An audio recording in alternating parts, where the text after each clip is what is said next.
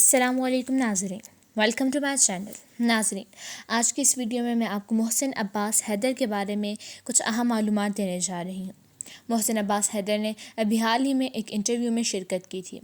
اس interview میں انہوں نے بہت سی باتیں کی تھیں، جن میں سے چند اہم باتیں آپ کے ساتھ شیئر کرنے جا رہی ہوں، جس میں ایک بات کہ ان کی بیوی کے ساتھ علیحدگی ہو گئی ہے یا نہیں ہوئی، اس کے بارے میں ہے۔ اس کے علاوہ ان کی بیٹی کے بارے میں اور ان کی والدہ کے بارے میں کچھ معلومات ہے۔ تو ناظرین، ویڈیو کا آغاز کرنے سے پہلے اگر آپ میرے اس چینل پر نئے ہیں اور آپ نے میرے اس چینل کو ابھی تک سبسکرائب نہیں کیا تو برائے مہربانی میرے اس چینل کو سبسکرائب کر کے بیل کے آئیکن کو بھی دبا دیں، تاکہ میری ہر نئی آنے والی اپڈیٹ آپ تک بآسانی اور بروقت پہنچ سکے۔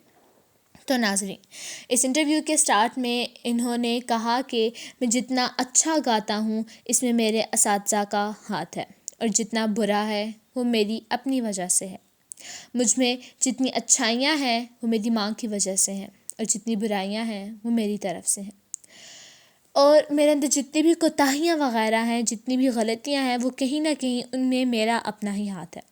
جتنی نفاست ہے وہ میری وجہ سے ہے،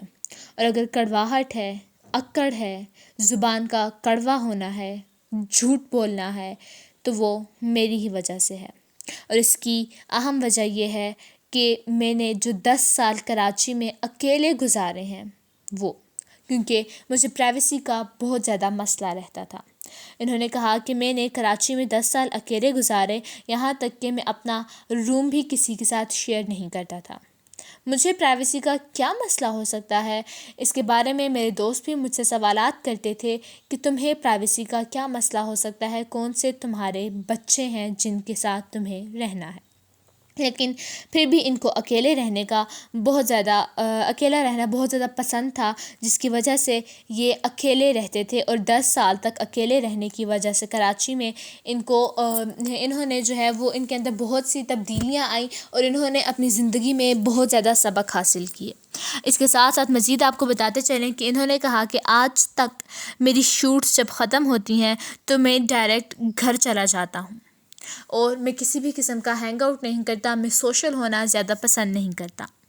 اور اینکر نے جب ان سے مزید پوچھا کہ جیسا کہ سچ سے کوئی رشتہ نہیں بنتا، تو آپ تو مطلب ڈائریکٹلی سچ بول دینے والے آدمی ہیں، تو اس کے بارے میں انہوں نے کہا کہ جی ہاں، سچ سے کسی بھی قسم کے کوئی بھی رشتے نہیں بنتے، اسی وجہ سے میرے پاس رشتے نہیں ہیں،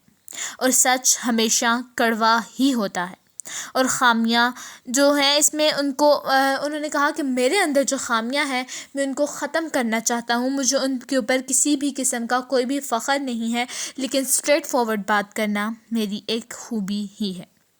اس کے ساتھ ساتھ ان سے جب مزید سوال پوچھا گیا کہ آپ کی بیوی سے علیحدگی ہو چکی ہے یا نہیں ہوئی، تو اس کے بارے میں انہوں نے کہا کہ یہ سب جھوٹی افواہیں ہیں، لوگ ریٹنگز حاصل کرنے کے لیے، یہاں تک کہ بہت ہی مشہور اینکرز جو ہیں انہوں نے اپنے چینلز پر یا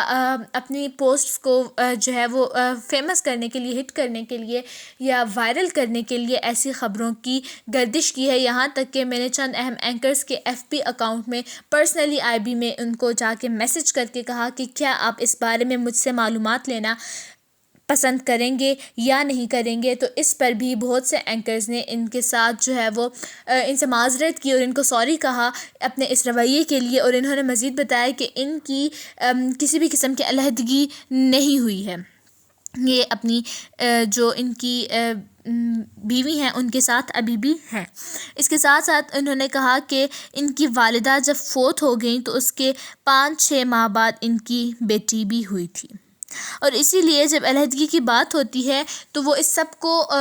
یہ سب کچھ سوچ کر اس کو جھوٹ قرار دے دیتے ہیں، یا اس کے اوپر بات کرنا پسند نہیں کرتے کہ ان کی بیٹی بھی ہو گئی تھی، اور جب ان کی اپنی ماں سے علیحدگی ہوئی تو یہ یعنی کہ ان کی ماں کی وفات ہوگی، ان کی والدہ کی وفات ہوگی، تو اس کے کچھ عرصے بعد ان کی بیٹی ہوئی، جس کا نام انہوں نے ماہوین رکھا تھا۔